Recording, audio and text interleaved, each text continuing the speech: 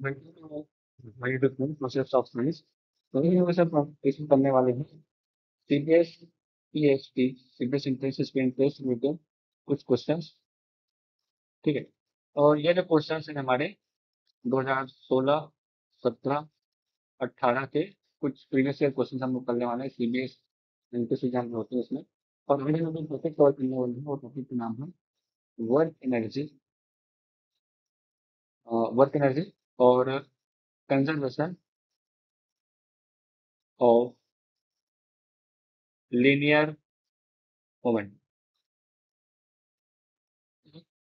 Hundred percent और conservation of linear moment जाने वो टॉपिक करने वाले हैं, ठीक है तो स्टार्ट करते हैं मेरे पहले क्वेश्चन से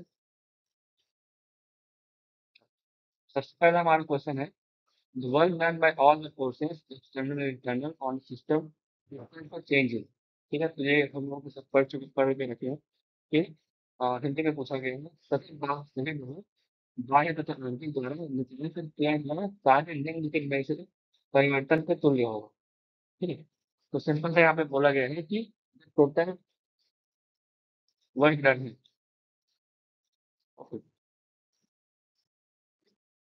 जो टोटल वर्क डन है वो इसके बराबर होता है ठीक है अगर यहाँ पे कोई भी एक ऑब्जेक्ट रखा हुआ है इसमें बहुत सारे टाइप के फोर्स लग रहे होंगे और मान लेते हैं कुछ फोर्स लेके ये आगे की तरफ चल रहे हैं ठीक है मैं इसको बोलता हूँ एफ नेट और एक बार ये डिस्प्लेसमेंट तय किया तो यहाँ पे क्या होगा कुछ इसके ऊपर टोटल वर्क होगा ठीक है इसको हम लिखते हैं एफ नेट इनटू डिस्प्लेसमेंट ठीक है तो ये जो टोटल वर्क है ये किसके बराबर होता है बाय वर्क एनर्जी थ्योरम हमको पता है by work energy theorem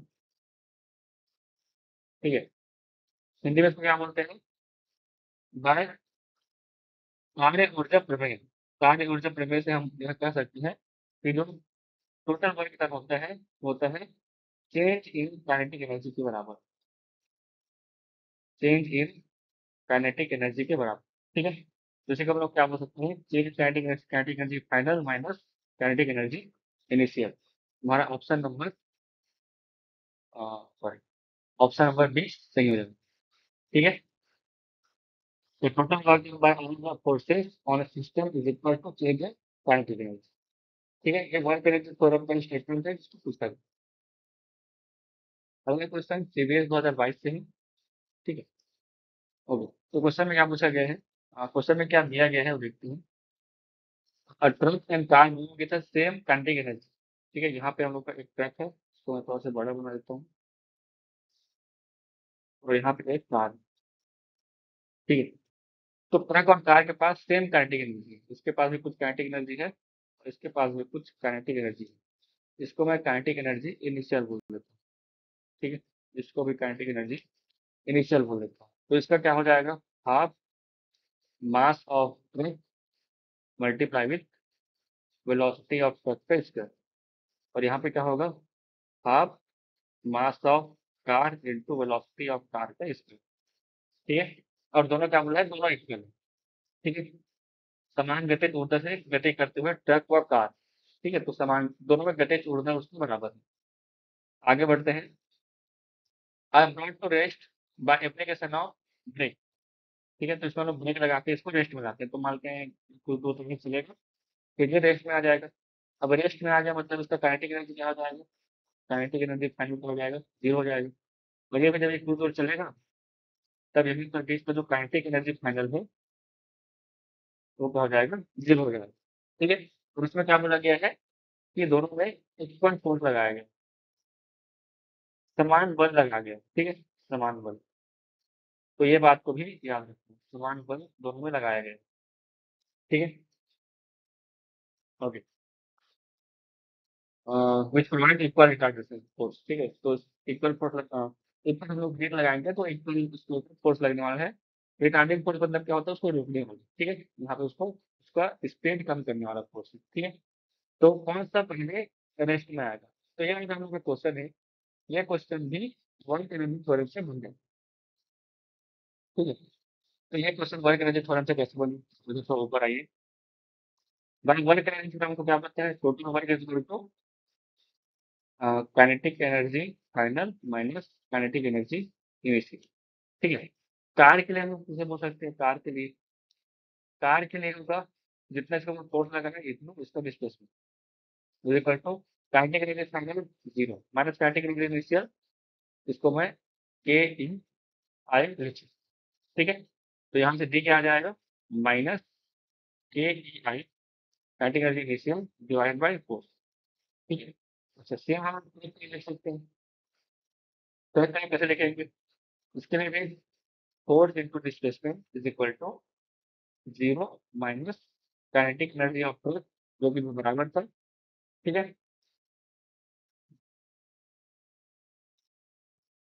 kinetic energy of energy के बराबर। उसके बाद फिर अगर यहाँ से हम लोग इसका वैल्यू निकालते हैं, डिस्प्लेसमेंट का वैल्यू अगर निकालते हैं, ठीक है, इसको अगर मैं डी वन लेता हूँ, चलो इसको मैं डी वन बोल देता हूँ कार का, और ट्रक पे डी टू बोल देता हूँ। यहाँ से डी टू कितना हो जाएगा, minus kinetic energy initial divided by F. ठीक है। तो देखो हमको क्या क्या पता है, दोनों का इनिशियल काइनेटिक एनर्जी बराबर था, तो दोनों के पास हमें फोर्स बराबर लगा रहे हैं, तो दोनों के जो डिस्प्लेसमेंट आएगा वो क्या रहेगा, सेम रहेगा। ठीक है। यहाँ पे both will travel same distance by before coming to rest. ठीक है। दोनों, तो ये यहाँ पे क्या लिखा है, दोनों समान अवस्था में आने से पहले समान दूरी तय करेंगे। ठीक है। रेस्ट में आने से पहले समान दूरी तय करेंगे, तो हमारा ऑप्शन सी सही हो जाएगा। ठीक है। सिंपल सा क्या किया गया है, इसमें हम लोग वर्ग यूज किए हैं।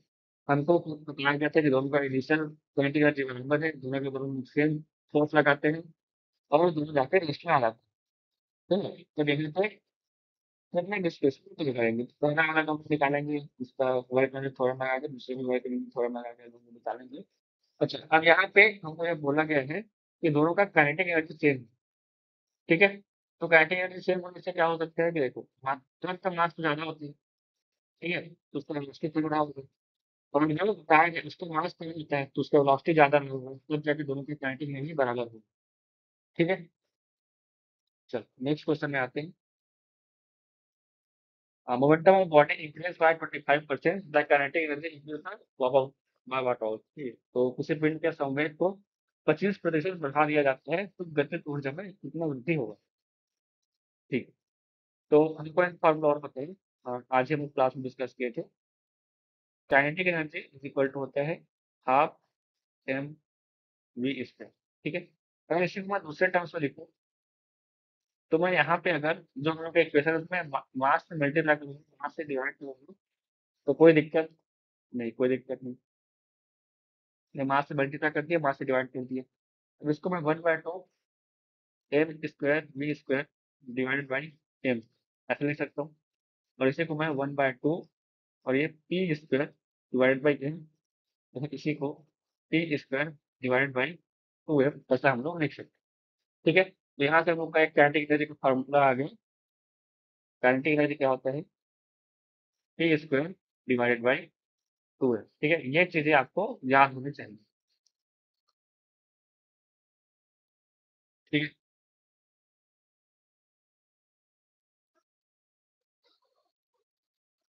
अब आगे बढ़ते हैं।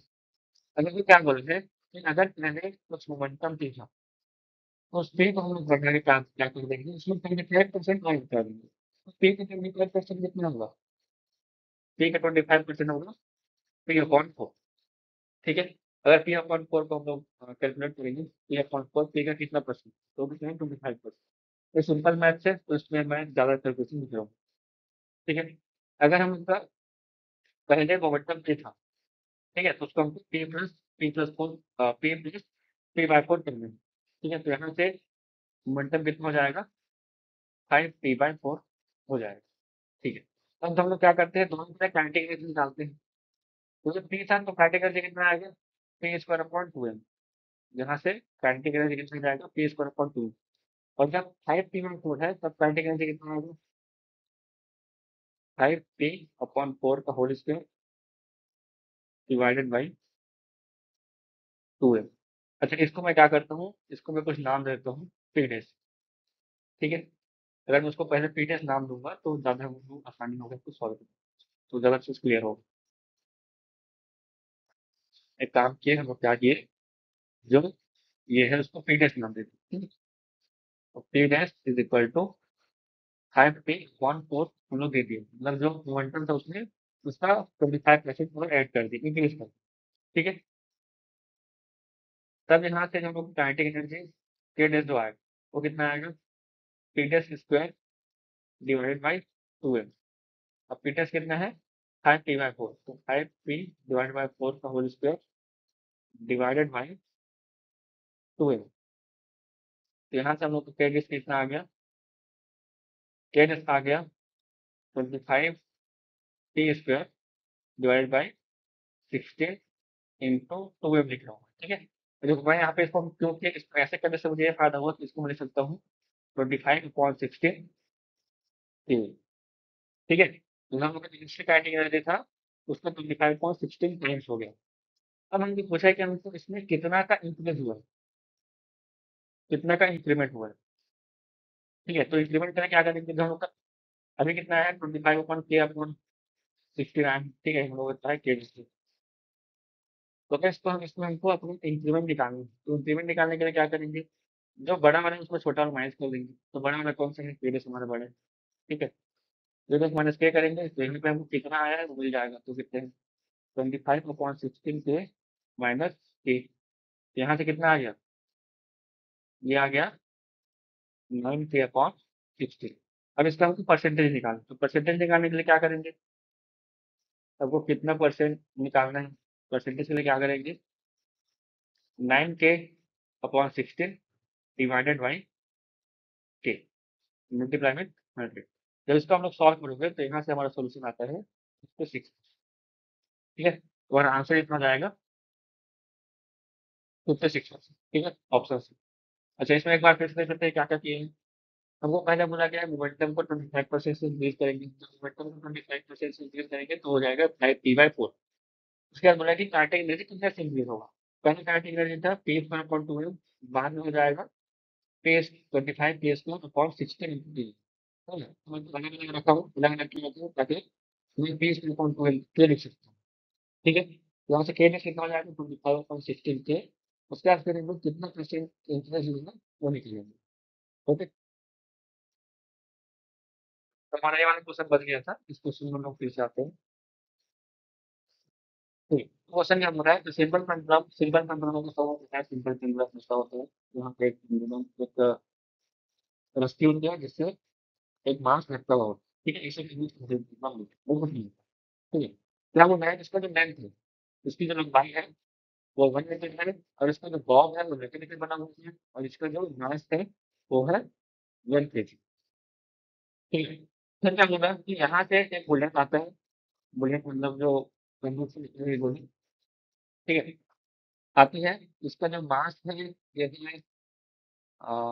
10⁻² केजी, और इसका जो वेलोसिटी है वो है 2 × 10⁻² मीटर पर सेकंड, ठीक है। तो हमने पूछा है, देखो अब ये आके जब इसमें टकराएगा तो कुछ ऊपर जाएगा, इससे फिर ऊपर जाने के बाद फिर ऐसे-ऐसे अपना घूमना फिरना जो भी है शुरू करेगा, ठीक है। तो हमसे पूछा गया है कि ये कितना ऊपर तक जाएगा तब जाके इसमें स्विंगिंग बैक अपना वापस से घूमना फिरना शुरू करेगा, हमको पूछा गया है, ठीक है। सिंपल क्या बोला, जब यहाँ गोली मारेगा तो उसको टकराए, टकराने के बाद इसके अंदर चिपक गया, ठीक है। तो चिपकने के बाद ये ऊपर जाएगा, फिर नीचे आएगा, फिर ऐसे जो दोलन है वो शुरू करेगा, ठीक है। तो हमसे पूछा गया कि ये कितना ऊपर तक जाए, ये जो हाइट है ये कितना ऊपर तक जाए, हमको ये पूछा गया, ठीक है। तो देखो, तो यहाँ पे मैं 2 डायग्राम बना रहा हूँ। ये तो हो गया कोलिजन के पहले, ठीक है। यहाँ पर भी कोलिजन के क्वेश्चन है, ये हो गया कोलिजन के पहले, और ये मैं बनाता हूँ कोलिजन के जस्ट,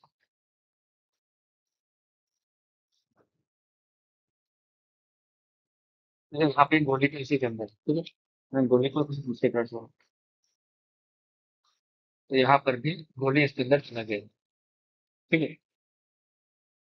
तो देखो, तो यहाँ पे इसका मैं मास को m1 बोलता हूँ, इसका वेलोसिटी u1 बोलता हूँ, इसका मास को m2 बोलते हैं, इसका वेलोसिटी यहाँ पे क्या है 0, u1 0, ठीक है।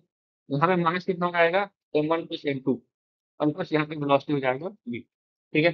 तो अगर हम लोग सिंपल नंबर का कंजर्वेशन मोमेंटम लगाते हैं, तो यहाँ पे क्या होगा, m1 u1 plus m2 u2 equal to m1 plus m2 into v।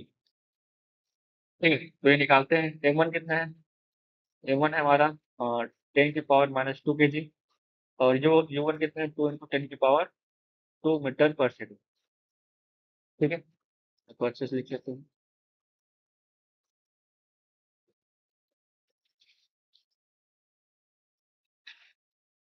m1 कितना है, m1 है 10⁻² kg, और u2 है 2 into u1 into 10⁻² kg, 2 metre पर सेकेंड।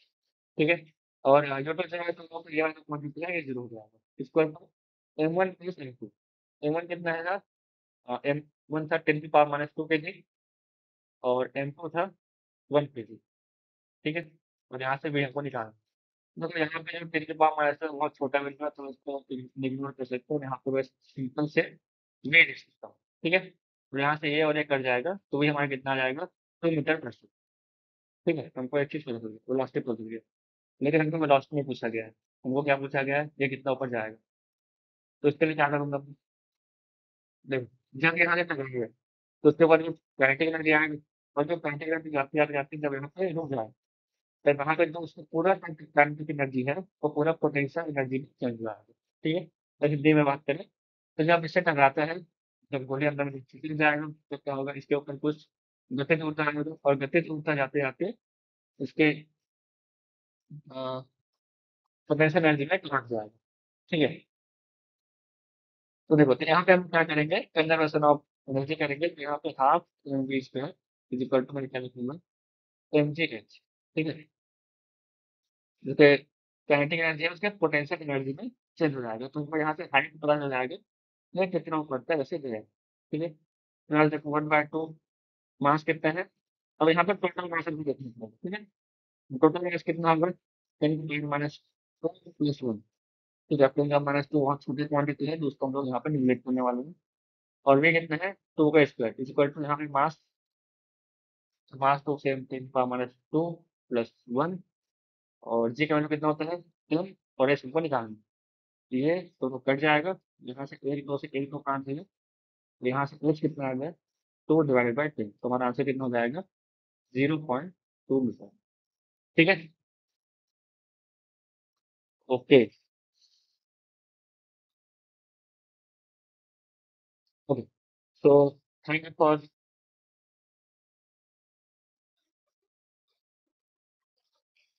So, 5 marks का क्वेश्चन दिया गया है, तो long off pass ten 5 and 2 minutes coefficient of reciprocity behind the 10 by ball of two rebounds। ठीक है, क्वेश्चन क्या बोल रहा है कि एक बॉल है, एक बॉल को जब हम लोग छोड़ते हैं, मारते हैं यहाँ पे, ये अर्थ, ठीक है, अर्थ के सरफेस। ठीक है, जब छोड़ेंगे तो अर्थ के सरफेस में आएगा। ठीक है, तो ये कुछ इंच हाइट में रखा हुआ है।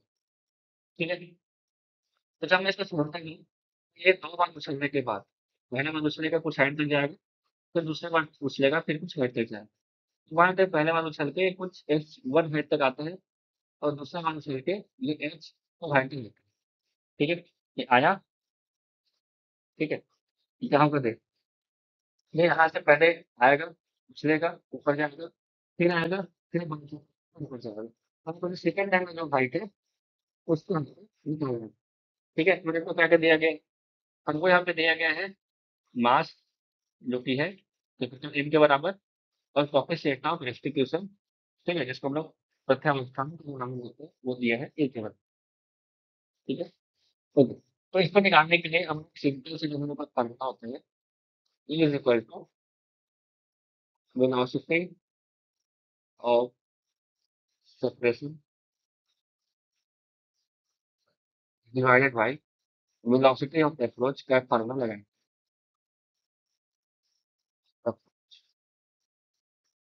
ठीक है, वेलोसिटी ऑफ सेपरेशन क्या होता है, दूर जाने में कितना वेलोसिटी लग रहा है। ठीक है, जैसे कि यहाँ पे अगर एक पार्टिकल है, और ये दूसरा पार्टिकल है, ये पोजीशन के पहले कुछ ना कुछ वेलोसिटी u1 था, इसमें कुछ वेलोसिटी u2 था। ओरिजिन के बाद इसका वेलोसिटी v1 हो गया, इसका वेलोसिटी v2 हो गया। तो वेलोसिटी ऑफ सेपरेशन क्या बोलते हैं, v2 minus v1 divide by U two minus U one. ठीक है। ओके, तो मेरे को यहाँ पे क्या पता है, हमको यहाँ पे एक चीज पता है कि जो करंट है वो हमेशा रेस्टिंग में है। तो हमने यहाँ पर अगर करंट की वेलोसिटी को हम लोग यू वन मान के चले और उसका करंट वेलोसिटी को वी टू मान के चले, तो यहीं पे हम लोग ये वाला टर्म और ये वाला टर्म दोनों हम लोग जीरो कर सकते हैं। तो यहाँ पे ई का वैल्यू कहाँ जाएगा, V two divide by U two. ठीक है, यहाँ पे क्या लिख सकता हूँ, बॉल का वेलोसिटी जितने वेलोसिटी से वो जा रहा है और जितनी वेलोसिटी से वो आ रहा है। ठीक है, तो हम लोग इसको ऐसे लिख सकते हैं। ठीक है, तो देखो अब यहाँ पे हमको कितना वेलोसिटी मिलेगा वो देखते हैं। ठीक है, तो हमारे पास ये फॉर्मूला आ गया है लिफ्ट के लिए। ठीक है, चल अब एक चीज देखते हैं।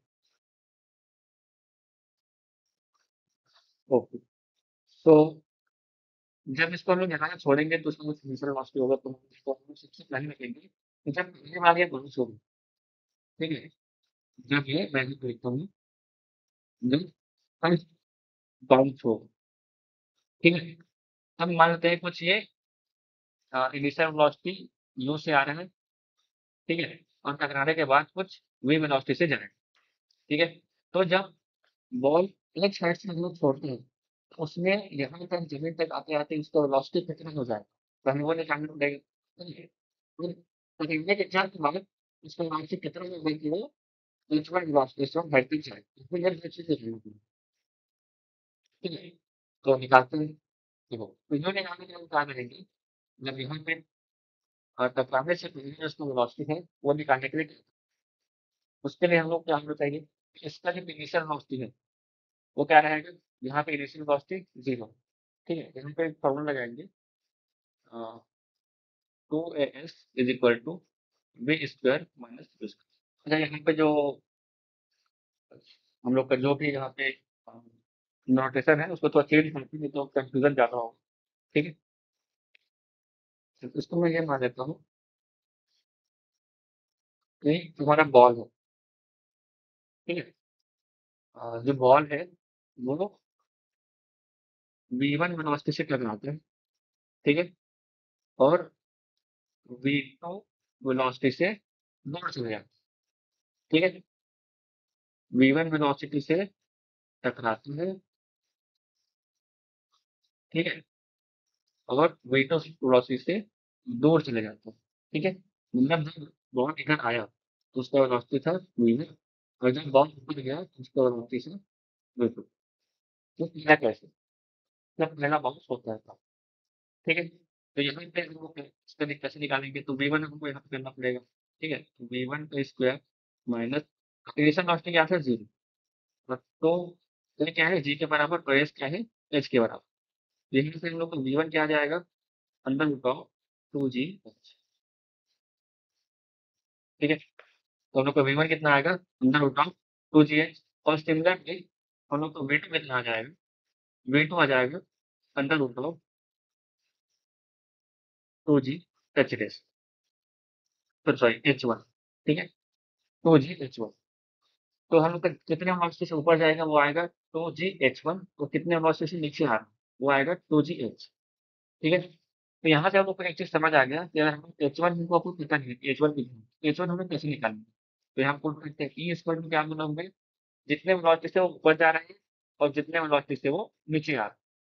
ठीक है, तो कितने वेलोसिटी से ऊपर जा रहे हैं, ऊपर जा रहे हैं two G H one velocity से, और नीचे कितने वेलोसिटी से आ रहे हैं, अंदर उठाओ टू जी एच वेलोसिटी से नीचे आ रहे हैं। तो यही जब इसको हम लोग सॉल्व करेंगे, एच वन आ जाएगा ए स्क्वायर एच के बराबर। ठीक है, तो यहाँ से हम लोग का एच वन आ गया, एच वन कितना आया है, ए स्क्वायर एच के बराबर है। ठीक है, चलो, तो मैं बस पहला बॉक्स की बात हमको लेकिन पूछा है सेकंड बॉक्स में। सेकंड बॉक्स, तो सेकंड बॉक्स में हम लोग का वेलोसिटी ओके, हम लोग का हाइट कितने चल गया है। ठीक है, हम लोग का एच वन कितना है, ए स्क्वायर एच है। ठीक है, अब एच टू निकालना पड़ेगा। मैं ये तो क्या पूछा गया, एच टू पूछा गया, एच टू कैसे निकालेंगे, तो यहाँ पर भी देखो, अब एच वन हाइट है, जब एच वन हाइट से जब नीचे गिरेगा तो उसका वेलोसिटी कितना हो जाएगा, वेव्स में क्या होता है, अंदर की तरफ टू जी एच होता है। ठीक है, ये जो हम लोग का फॉर्मूला यहाँ पे आया है, ये जो फॉर्मूला आया है इससे, ये कितना होता है under root of two G H. तो मैं अगर मान लेता हूँ कि ये जितने वेलोसिटी से ऊपर गया उतना वेलोसिटी से नीचे भी आएगा। वैसे ठीक है, तो v2 वेलोसिटी से नीचे आएगा, उसके बाद फिर मान लें कुछ v3 वेलोसिटी से बढ़ जाए। ठीक है?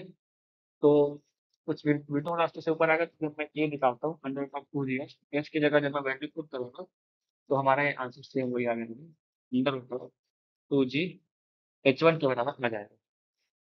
ठीक है? और v3 कितना आएगा? Under root of 2g h3 के बराबर आ जाएगा। और जब यहाँ से मैं सॉल्व करूँगा, यहाँ से मैं इक्वेशन हमारा लगाऊँगा, a is equal to velocity of separation v3 divided by velocity of approach v2। तो यहाँ से a इक्वल टू क्या हो जाएगा? अच्छा, यहाँ पे हमारा क्या था? h equal to a square upon s। ठीक है? और यहाँ पे थोड़ा करेक्शन करते हैं। यहाँ पे हमारा जो ऑपरेशन हो जाएगा, ठीक है? यहाँ पे हमारा करेक्शन क्या होगा? h1 की जगह क्या लिखेंगे? a स्क्वायर h लिखेंगे। ठीक है? यहाँ पर भी a स्क्वायर h लिखेंगे।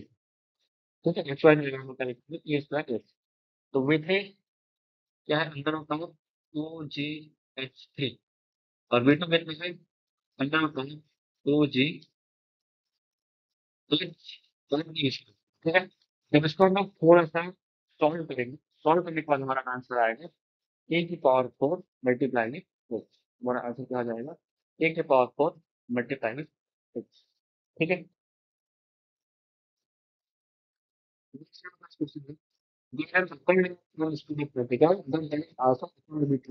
तो इसमें अगर हमारे पास इनपुट होता है तो क्या वेलोसिटी होता है, उसका एक अपर लिमिट होता है। अपर लिमिट क्या होती है? क्या है? स्पीड ऑफ लाइट से ज़्यादा कोई भी पार्टिकल की वेलोसिटी नहीं हो सकती। तो हमारा इसमें अपर लिमिट है। तो kinetic energy, momentum, temperature in तीनों में से किसी में अपर लिमिट होगा आपसे पूछा जाए। ठीक है? तो मोमेंटम क्या होता है? ये होता है mass into velocity. Kinetic energy क्या होता है? होता है 1/2 टाइम v स्क्वायर। ठीक है? टेम्परेचर क्या होता है? टेम्परेचर को तो हटा दो, टेम्परेचर में कोई इसका कोई अपर लिमिट नहीं होता। ठीक है? तो उसको हम हल। अब देखो वेलोसिटी में अपर लिमिट है, लेकिन मास में कुछ अपर लिमिट है क्या? मास पे कोई अपर लिमिट नहीं है। तो मोमेंटम में भी कोई अपर लिमिट नहीं है। यहाँ पे जैसे वेलोसिटी में अपर लिमिट है, लेकिन मास में अपर लिमिट नहीं है। द्रव्यमान में कोई अपर लिमिट नहीं होता। यहाँ पर भी काइनेटिक एनर्जी में भी कोई अपर लिमिट नहीं है। तो आंसर हमारा क्या हो जाएगा? None of this. ठीक है? अभी तक हम लोग इतने क्वेश्चन टोटल 7 क्वेश्चन कर लिए हैं। और किसी भी क्वेश्चन में अगर कोई भी डाउट होता है, उसको आप कमेंट सेक्शन में पूछ सकते हैं। और अगर इससे रिलेटेड या फिर इसके अलावा अगर आपको कोई भी और क्वेश्चन डाउट होते हैं, तो आप हमारा टेलीग्राम चैनल डाउट ये जॉइन करके यहाँ अपना क्वेश्चन पूछ सकते हैं। उसके बाद मैं उसका वीडियो सॉल्यूशन आपको प्रोवाइड कर दूँगा। और अगर इसका आपको पीडीएफ नोट्स चाहिए, तो पीडीएफ नोट्स के लिए इसी के डिस्क्रिप्शन बॉक्स में एक लिंक है। ठीक है? उस लिंक पे जब आप जाओगे, तो उसका पीडीएफ आपको मिल जाएगा। Okay. Thank you for joining and all the best.